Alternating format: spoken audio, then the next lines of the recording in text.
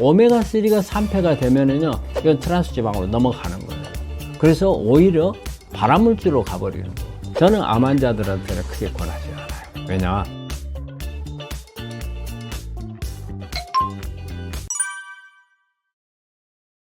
이제 생선 기름이 바로 이제 오메가3죠. 우리 특히 등푸른 생선, 그래서 꽁치, 그 다음에 뭐 고등어, 그 다음에 대구, 이런 데서 이제 추출을 하는 게 동물성 기름이 있잖아요. 오메가3인데 저는 암 환자들한테는 크게 권하지 않아요. 왜냐? 우리 암 세포에 세포막 구성하는 게 오메가3하고 오메가6로 구성이 되어 있어요. 막을 만드는 거예요. 막을. 그래서 이 막을 만드는데 오메가3가 중요해요. 오메가6는 한마디로 막을 경직되게 만들어요. 경직되게 만들어서 산소 공급도 잘 어렵고, 그 다음에 영양분 공급도 어렵고, 오히려 염증을 많이 일으켜요. 그래서 되게 오메가6가 많게 되면 우리 염증성 질환을 많이 일으켜요. 암도 염증이거든요. 그러니까 암도 일으키고, 여러 가지 자가면역 질환이라든지, 뭐 고지혈증이라든지, 뭐 이런 부분들을 일으킬 수 있는 원인이 돼요. 그래서 가능한 한 오메가3가 많아야 우리 세포막을 영양 공급도 잘 되고 산소 공급도 잘 되고, 이런 오메가3가 공급이 잘 돼야 돼요. 근데 이게 생선 기름이 오메가3는 맞아요. 맞는데 우리가 식물성 오메가3하고 동물성 오메가3 차이가 하나 있어요. 식물성에는 모태 지방산이라는 게 있어요. 그 순수하게 원 오메가3. 그런데 동물성에는 여러분들도 잘 아시다시피 들어보셨을 거예요. DHA나 EPA라는 걸 들어보셨을 거예요. DHA나 EPA는 이게 세포막을 구성하는 데 쓰질 않아요. 순수 오메가3를 쓰는 거거든요. 그러다 보니까 동물성에는 DHA, EPA가 상당히 많이 들어있어요. 그리고 또 동물성에는 포화지방산이 또 같이 들어있어요. 불포화지방산도 있겠지만 포화지방산이 같이 많이 들어있거든요. 그래서 오히려 식물성하고 동물성 오메가3를 비교할 때 우리 암 환자들한테는 식물성 오메가3를 권하는 편이죠. 그런데 이제 이런 건 있어요. 식물성 오메가3는, 순수 오메가3는 뇌 안에는 좀 들어가는데 잘 못 들어가는 걸로 되어 있어요. 그래서 이럴 때는 어때요? 동물성을 쓰는 것도 괜찮다고 봐요. 그리고 우리가 우리가 일반적으로 많이 시중에서 팔고 있는 이 오메가3는 저는 대부분이 다 동물성이거든요. 동물성인데 가장 좋은 것은 애들 머리 발달시키는 데는 좋죠. 그런데 우리 암 환자분들한테는 가능한 식물성 오메가3가 훨씬 더 좋고, 또 이게 세포막이 좋아야 이 정상 세포가 암으로 넘어가지를 않아요. 가능한 한 식물성으로 쓰는 게 낫고, 그래서 동물성으로 돼 있는 이런 부분에서는, 생선류에서는 저는 그렇게 권하지는 않습니다. 오메가3 이 제품을 이렇게 이제 하시는 분들이 되게 이제 저는 이제 고급스러운 오메가3, 저가품, 고가품 이런 구분하는 데 있어서 되게 보면은 우리가 표지에 어디에서 추출했는가가 나와요. 나오는데 보면은 30cm 이하의 생선에서 추출했다고 하는 이런 오메가3가 조금 더 고가품이라고 볼 수가 있죠. 우리가 좋은 제품을 찾는다 할 때는 이제 그런 것을 이제 보는 게 좋고, 그리고 이제 요즘에는 이제 RTG라는 게 이제 많이 나오죠.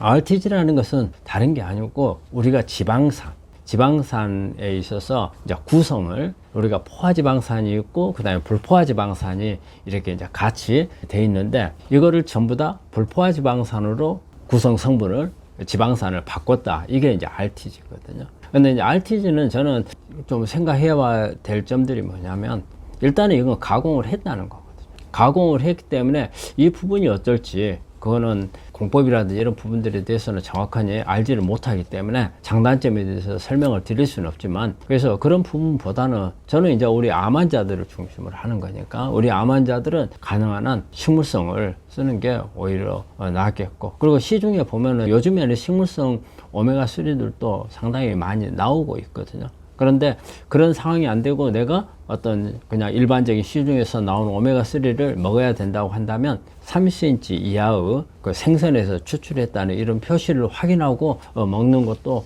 괜찮다고 생각을 합니다. 우리 식물성 오메가3가 가장 많이 들어있는 식품은 우리가 이제 우리 일상에서 이렇게 우리 한국 사람들이 보는 입장에서는 들깨가 제일 많죠.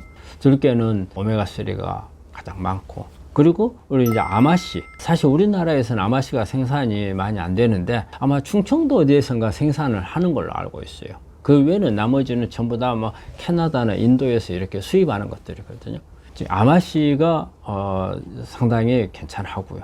그리고는 이제 햄프시드. 주로 이제 이런 식물에서 추출하는 오메가3가 이제 식물성 오메가3는 가장 많은 거죠. 마트에서 사다 먹는 들깨 그래요. 그 다음에 참기름. 우리 이런 부분들이 있잖아요. 우리가 생각하는 그 과학적인 부분하고 맞지를 않아요. 사실은 우리가 오메가3는 가장 산패되기 쉬운 기름이에요. 그래서 우리가 시장에 이렇게 수산물 시장 이런 데 가면은 코를 찌르는 그 비린내 나잖아요. 이게 바로 산패된 오메가3 맛이거든요. 네, 그 냄새예요. 생선 속에 있는 오메가3 지방, 오메가3가 산패돼 가지고 나는 냄새가 그 비린내거든요.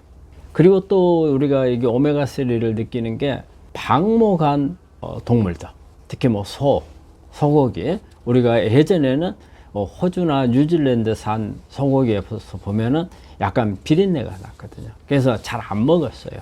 근데 사실은 이 비린내가 오메가3예요. 그렇기 때문에 훨씬 우리 몸에는 좋았던 거예요. 근데 우리 비린내가 나니까 싫어하잖아요. 그리고 또 우리가 어떤 양고기라든지 염소고기 먹으면 또 비린내 나거든요.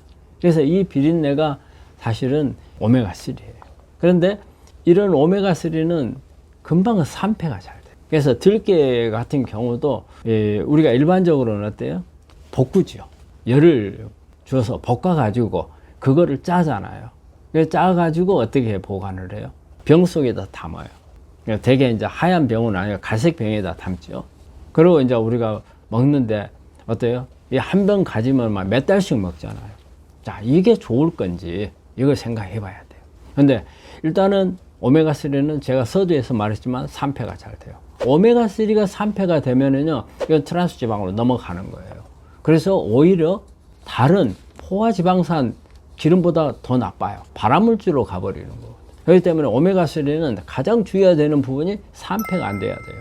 그래서 들깨도 마찬가지예요. 병에다 담아놓으면 이미 공기 중에 노출됐어요. 그 다음에 매일 먹을 때마다 뚜껑 열어가지고 딸고 어때요? 또 뚜껑 닫잖아요. 그 사이에 다 들어가죠. 그리고 또 장시간 둔단 말이에요.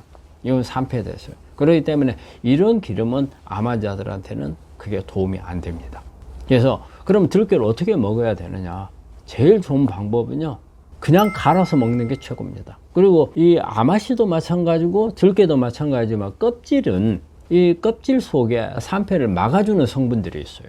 그래서 우리가 씨앗으로 있는 상태에서는 이 안에 있는 오메가3가 산패가 안 되는 거예요.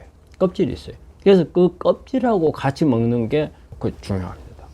되게 우리 이제 이런 게 있어요. 인도 같은 데 가면은 아마씨가 많거든요. 이 아마씨는 근데 인도에 가면은 우리나라는 이게 맑아야 좋아요. 안에 찌꺼기 같은 거 있으면 불결하게 보이잖아요.